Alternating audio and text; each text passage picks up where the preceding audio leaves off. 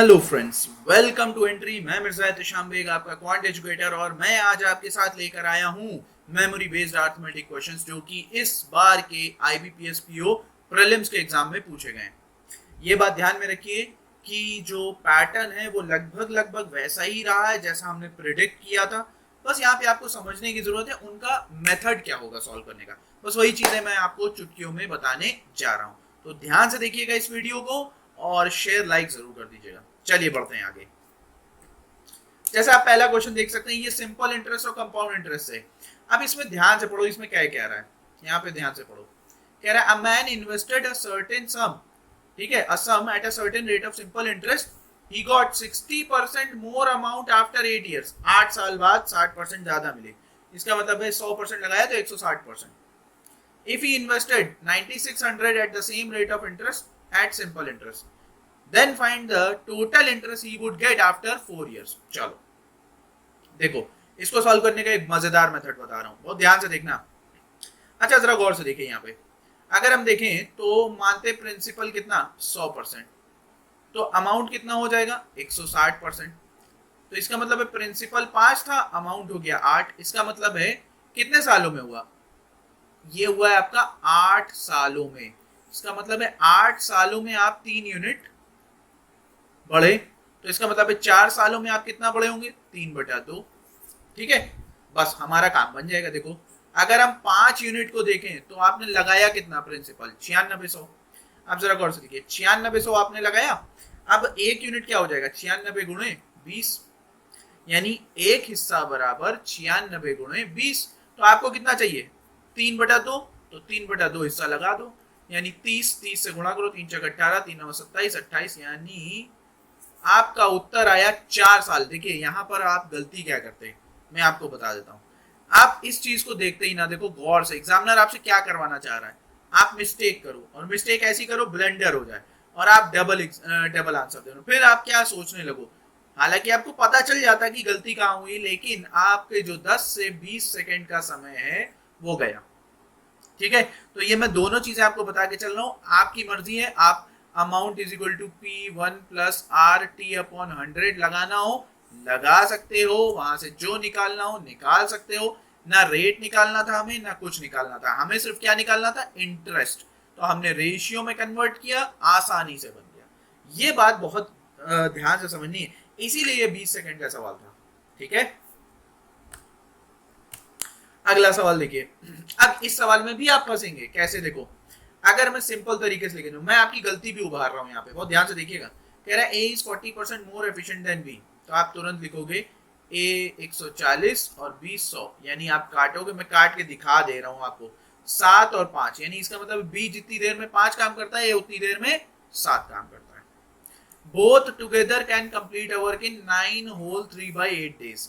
9 whole 3/8 days होता है 75/8, और अगर ये दोनों मिल जाए तो 12 से गुणा कर दीजिए। अब जैसे ही आप 12 से गुणा करोगे, देखो जरा गौर से, 225/2। दिक्कत क्या हो रही है, आपका total work is coming in fraction, यानी फ्रैक्शन में आ रहा है, तो वो दिक्कत कर रहा है। अब आप कैसे करोगे भाई, ये तब हो रहा है जब आपने 12 से गुणा किया। अगर हम इसको 2 से मल्टीप्लाई कर दें तो हमारा काम ज्यादा आसान हो जाएगा। क्यों, क्योंकि ये 2 नहीं आएगा। देखिए कैसे, अगर हम यहाँ पे देखें तो टोटल वर्क पता है क्या हो जाएगा, अब टोटल वर्क हो जाएगा आपका 225, क्योंकि अब आप 12 से नहीं किससे गुणा करेंगे, अब आप भाई 24 से गुणा करेंगे, पर डिवाइड आप 8 से ही, क्योंकि ये टोटल है 75/8 डेज। ठीक है, तो ये पूरा पूरा कट जाएगा और आपका 225 टोटल वर्क आ जाएगा। अब वो कह रहा है if A work for 5 days, 5 दिन तक ए ने काम किया, तो 5 दिन कितने हो गया 14 पंजे 70। भैया 70 काम निकालो इसमें से, 155 काम बचा। इसे किसे करना है, बी को करना है रिमेनिंग वर्क। तो बी 155 काम को 10 की एफिशिएंसी से 2 और 31, यानी 15 से 1/2 दिन लेकर कर देगा। वो पूछ रहा है then find in how many days total work will be completed. तो भाई 15.5 और कितने दिन गुजर गए थे 5, कुल कितना हो गया 20.5। इसलिए मैं बोल रहा हूं, देखिए उन्होंने बहुत बेहतरीन एडजस्टमेंट किया है। क्या एडजस्टमेंट है, अभी देखो यहाँ पर आप क्या करते हैं, यहाँ पे आप जब 5 से गुणा करते तो 35 होता, तो आप 225/2 में से 35 घटाते, ये आपको फिर फर्दर क्या 155/2 लेके आता। कभी भी इसको हावी मत होने दो, फ्रैक्शन से बचने का ही तो तरीका बताया जा रहा है, उस चीज को सीखिए। यही चीज मैंने अपने वीडियोस में भी बताई है। आप चाहे तो आप जाकर वहां पर फाउंडेशन कोर्स हो या आपका क्रैश कोर्स हो, देख सकते हैं, आपको मजा आ जाएगा। अगला सवाल ट्रेन वाला सवाल है। ट्रेन वाला सवाल बहुत आसान होता है। क्या कह रहा है, train A running at a speed of 54 kilometre per hour crosses a platform of length same as that of the train in 36 second. यानी मान लो ये लेंथ है ट्रेन की 54 किलोमीटर। अब देखो भाई, किलोमीटर पर आवर है ना, इसको कन्वर्ट कर लो किसमें, मीटर पर सेकेंड, यानी 15 मीटर पर सेकेंड। बाद में जाके हम सबको कन्वर्ट कर लेंगे। ये सेम लेंथ के प्लेटफॉर्म को क्रॉस कर रही है, तो यहां से हमें ट्रेन की भी लंबाई पता चल जाएगी। कैसे, अब अगर आपने प्लेटफॉर्म क्रॉस किया तो प्लेटफॉर्म और ट्रेन दोनों की लंबाई जोड़ती है और डिस्टेंस टोटल ऐड हो जाती है। ठीक है भाई, मतलब दोनों की लंबाइयां, तो 15 गुणे 36 यानी ये 18, 18 पंजे 90, 18 कम, यानी 270 मीटर एल की लंबाई।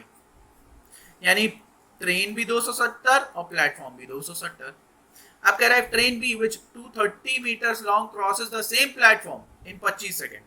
तो भाई अब देखो, इसको 230 मीटर वाली ट्रेन क्रॉस करे तो दोनों की लंबाइयां जोड़ के 500 हो जाएगा।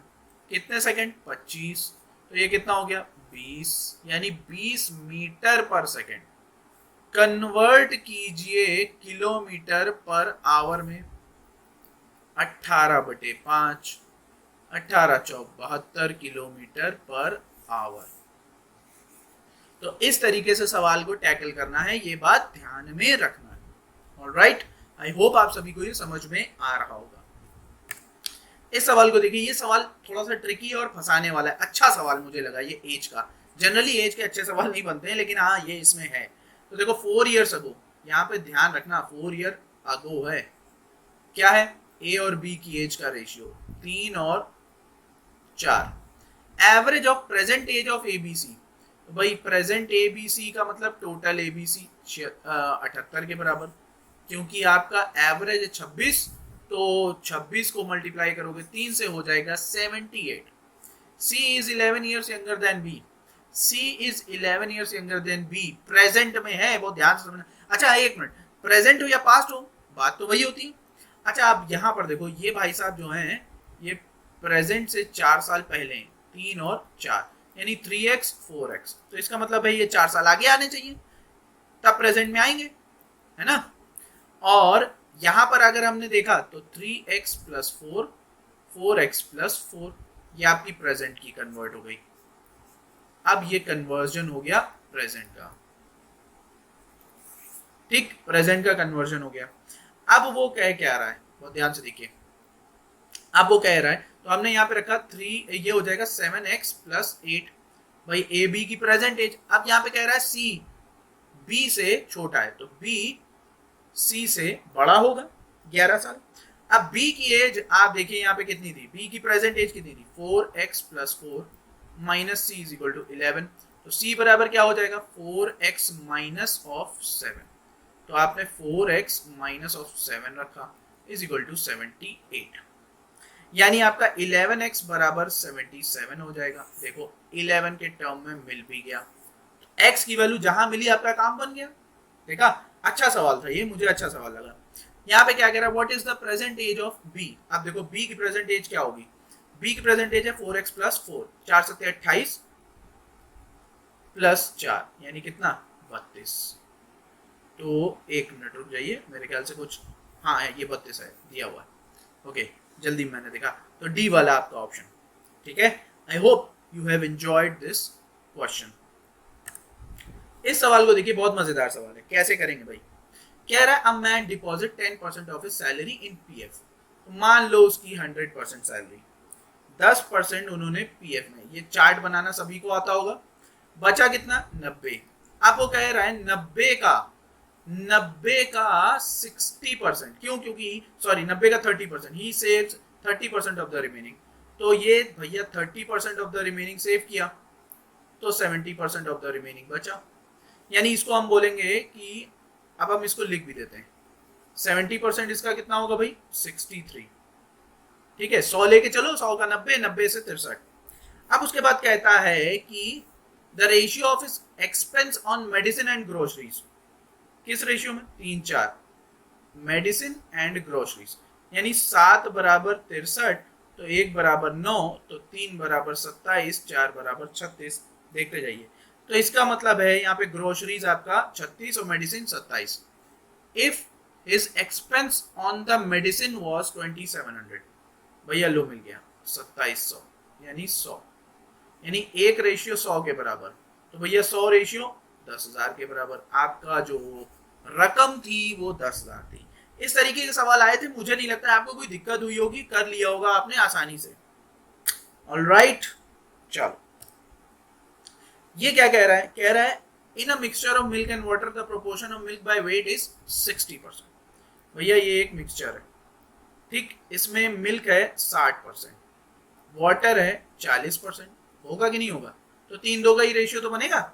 ये अपने दिमाग में रखिए। अब कह रहा है फ्रॉम द 80 ग्राम मिक्सचर, 80 ग्राम है ये mixture, 20 gram mixture is taken out, 20 gram mixture taken out हो गया, 20 ग्राम निकाल लिया गया, तो ये कितना बचा? 60 ग्राम। अच्छा एक बात ध्यान रखिए, अगर आप मिक्सचर निकाल रहे हैं तो रेशियो सेम रहेगा, ठीक, रेशियो चेंज नहीं होगा। लेकिन उसके बाद क्या? अब देखो यहाँ पे ये क्या हो जाएगा भाई? 5 बराबर 60, तो 1 बराबर 12, यानी 12 से, यानी आपके पास मिल्क जो अब है और वाटर जो अब है वो 36 और 24 है। अब वो कह रहा है कि 6 ग्राम उसने प्योर वाटर डाला, लो भाई, तो अब रेशियो हो गया 36 और 30 का, यानी 5 6 6 6 5, यानी 6 और 5 का रेशियो फाइनल आंसर है। ऑलराइट, ये सवाल देखिए, मजेदार सवाल। मेंसुरेशन का मैं आपसे हर बार बोलता हूं कि आपको age, mensuration, time and work, boat and stream, ये सब मिलेगा, ठीक है।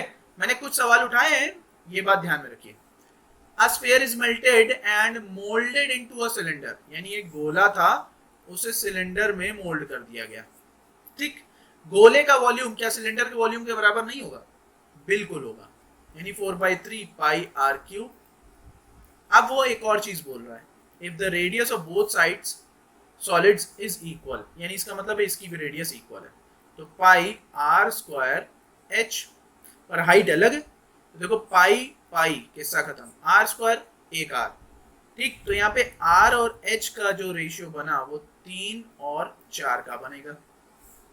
अब यही पूछा, then find the total surface area of sphere. Total surface area of sphere क्या होता है? 4 पाई आर स्क्वायर, ठीक। और टोटल सरफेस एरिया सॉलिड का, टोटल सिलेंडर का क्या होगा?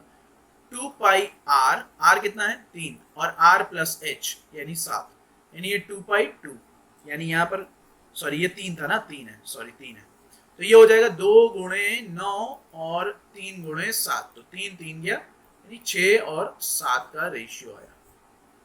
तो आपका जो फाइनल आंसर है वो डी ऑप्शन है, राइट। चलिए ये सवाल को देखिए, क्या कह रहा है? 3 पार्टनर्स पी क्यू आर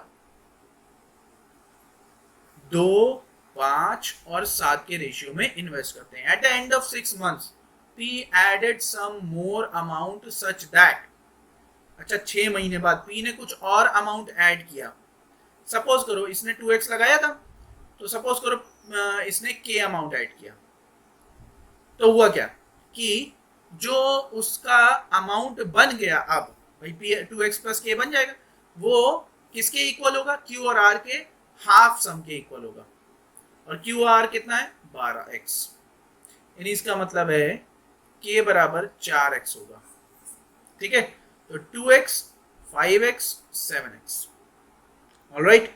6 महीने बाद अब वो क्या कह रहा है? At the end of year, यानी k जो उसने ऐड किया वो 4x था, तो भैया 6 महीने के लिए इतना, ठीक, और बाकी 6 महीने के लिए कितना हो जाएगा? 6x हो जाएगा कि नहीं हो जाएगा?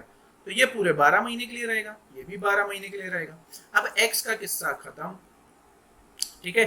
यहां पर से देखिए, अब ये कितना हो गया? 12 और 36, 12 और 36 होता है 48, और ये 12 गुणे 5 और ये 12 गुणे 7, 12 12 4 यानी 4 5 7। ये टोटल प्रॉफिट का रेशियो है, जिसमें से आपका क्यू का हिस्सा है 425 जो कि 5 रेशियो के बराबर है। तो 1 रेशियो बराबर 8 और 5, तो ये हो जाएगा 7 5 12, 12 4 16 यानी 16 पंजे 80, 16 अट्ठे कितना होता है भाई, 16 अट्ठे 128 और 8 कितना हो गया 128 और 8 136, 1360 रुपया। 1360 रुपये आपका फाइनल आंसर होगा। तो ये कुछ सवाल थे जिसे हमने यहाँ पर आपके सामने रखा ताकि आपको समझ में आए कि किस तरीके से इन सवालों को करना है आपको। आई होप आप सभी को ये समझ में आया होगा। जब हम नेक्स्ट क्लास में मिलेंगे तो कुछ और सवालों को डील करेंगे और कुछ नए ट्रिक्स के साथ हाजिर होंगे। तो फिलहाल के लिए यहीं तक रखते हैं। सब्सक्राइब कर लीजिए इस YouTube चैनल को और आप एंट्री ऐप डाउनलोड करके हमारे सारे वीडियोस अवेल कर सकते हैं। मेंस लेवल तक के आप कर सकते हैं। जैसा आप सभी को पता है मेंस लेवल का एग्जाम आने वाला है। तो यहीं तक के रखते हैं। धन्यवाद यहीं तक के। Thank you.